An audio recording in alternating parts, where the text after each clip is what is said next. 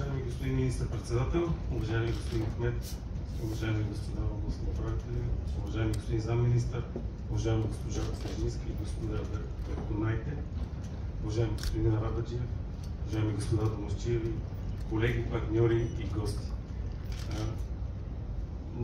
Доста неща имам написани тук, но след всичките хубави думи, които казаха колегите, всички гости, не виждам какво друго мога да допълня, освен да кажа още веднъж, че благодаря на абсолютно всички институции, благодаря на моите колеги, които свършиха, както гледах на видеото, така много хубава работа за 2 години и половина близо. Така изглежда много лесно, но не е така. Уверявам, в 2 години не сме спали нито събота, нито неделя, за да го изпълним на време.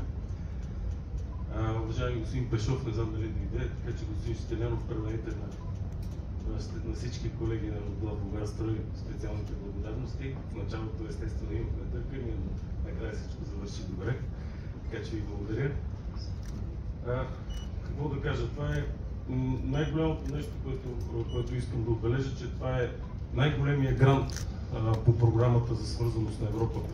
Най-големия грант отпуснат на частна компания по програмата за свързаност на Европа през 2021 година. Няма друга частна компания с по-голям град от тази кол 2021 година. Това е, всички други неща ги казахме.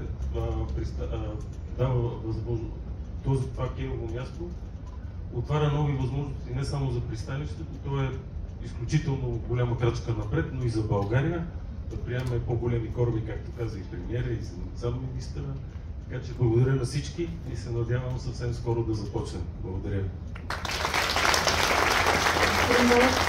Моля, останете на сцената, за да зачекаме този специален момент с